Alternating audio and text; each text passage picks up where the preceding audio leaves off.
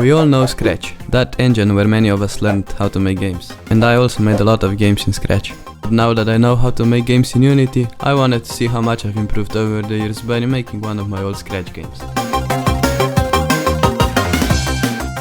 The game we are remaking today is this game I made called Ninja Fighters.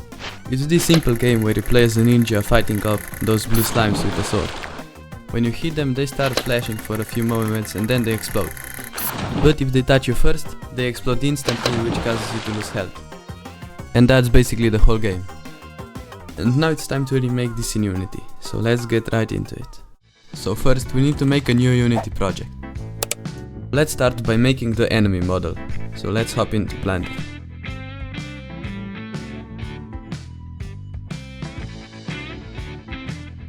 So this looks like but maybe we can make him better in Unity. So this still looks pretty bad, but just trust the process. And now it's time to make the player. I was planning to make the game in third person, but I quickly switched to first person instead. Because I wanted faster movement, of course. And definitely not because the third person version looked like this. So yeah, now we're making first person. So let's ask my best friend for help.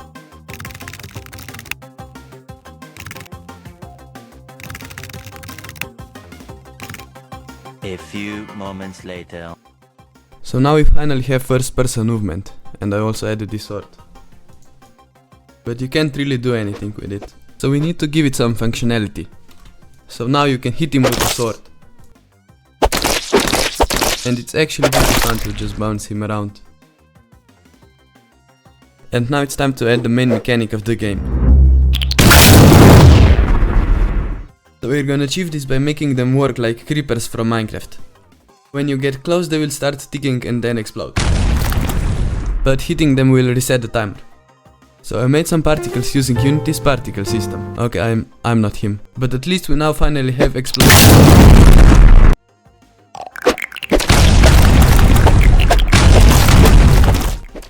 But what's the point of explosions if they don't send you flying? So I added exactly that. There's only one problem, you can't really take any damage. So I worked on this health indicator shader. And by worked on shader I mean I followed the tutorial because mine looked like shit. But at least we can take damage now. I also made it so that you regenerate health over time. And now it's time to make the map. The first idea that came to my mind was islands, but not just any kind of islands. Floating islands. And why did I choose floating islands? Well, because floating islands are cool.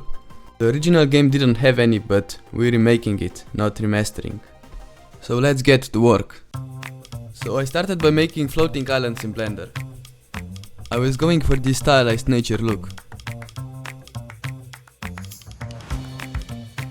Then I made this tree and painted a stylized texture for it. Then I, let's say, efficiently added bushes. I made some different bushes and tree variations. And also added some post-processing. I added a lake, because why not? And now we need to connect this island somehow, and I'm gonna do this using bridges. So we're gonna make them using curves. And it took me way too long just to make a simple bridge. But at least we now have bridges. While bridges are cool, we still need more stuff.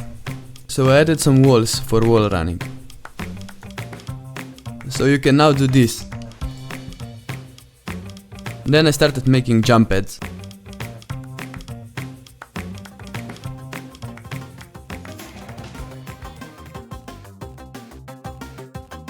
So here it is in action. Then I worked on the map a little more.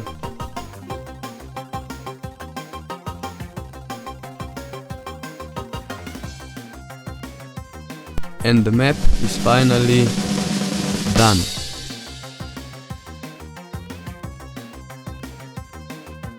And here it is in action.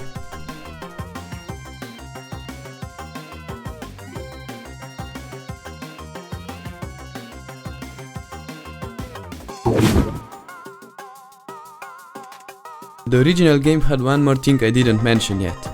shurikens. You would get them back every time you killed an enemy. So let's make them as well. And as you can see, this works perfectly.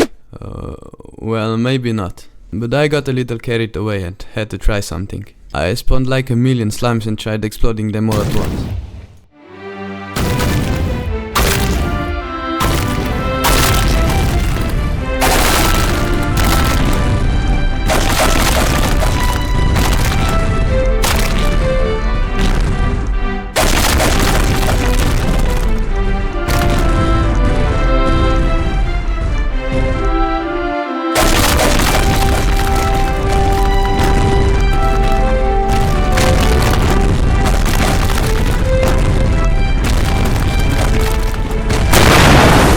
And now it's time to get back to work. And now we finally have working shurikens. Then I added this kills counter UI, which you guessed it shows how many kills you have. And I also added some outlines for stuff like walls and slimes.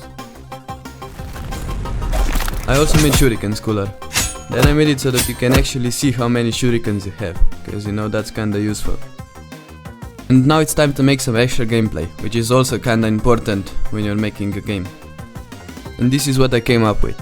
So player starts on the main island and has to fight off those angry slimes that come from other islands. So the game goes on forever until the player dies.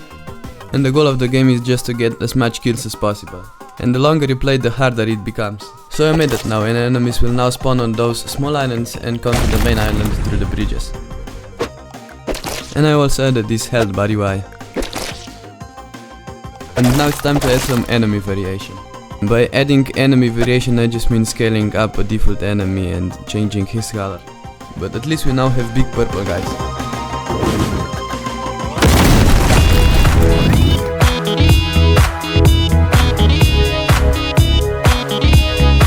So I might have made them a bit too powerful. But as long as you stay far away from them, you're okay. And they're also pretty useful for blowing up those smaller blue slimes. And the game is almost done. We just need one more thing. Music. So I went to Pixabay and chose this banger. And now it's time for some gameplay.